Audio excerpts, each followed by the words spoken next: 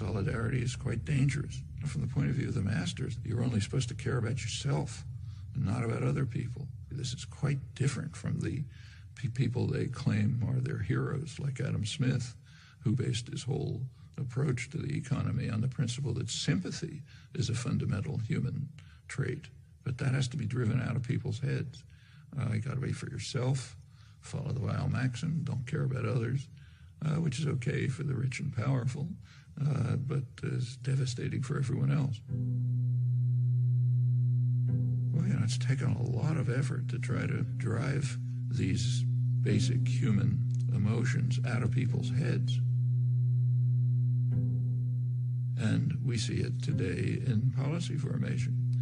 For example, in the attack on Social Security. Social Security is based on a principle. It's based on a principle of solidarity. Solidarity, caring for others.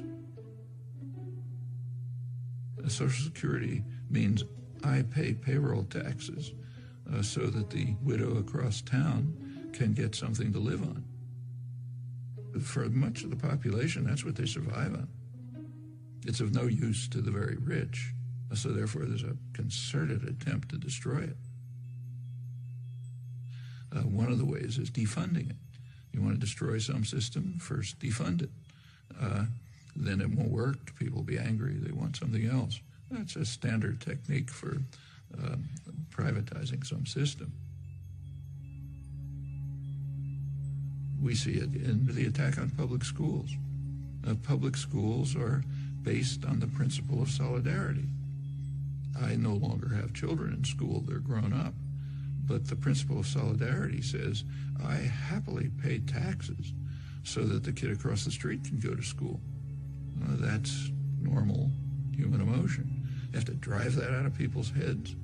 I don't have kids in school, why should I pay taxes, privatize it, so on.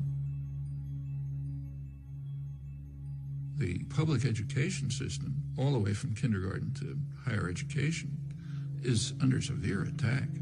I mean, that's one of the jewels of American society.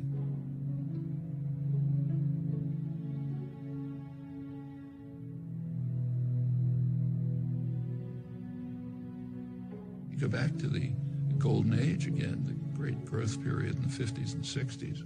A lot of that is based on free public education.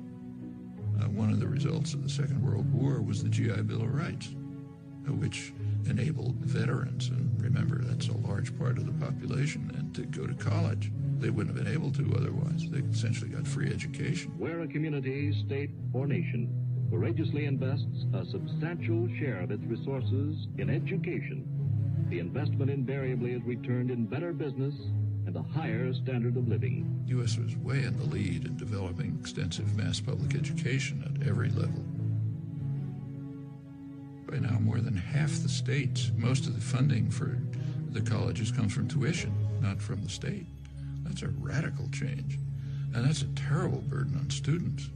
It means that students, if they don't come from very wealthy families, they're going to leave college with big debts. And if you have a big debt, you're trapped. I mean, maybe you wanted to become a public interest lawyer, but you're going to have to go into a corporate law firm to pay off those debts. And by the time you're part of the culture, you know, you're not going to get out of it again. And that's true across the board.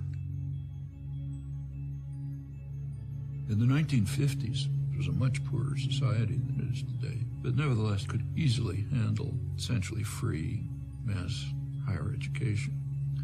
Today, a much richer society claims doesn't have the resources for it. That's just what's going on right before our eyes. It's the general attack on principles that, I mean, not only are they humane, they're the basis of the prosperity and health of this society.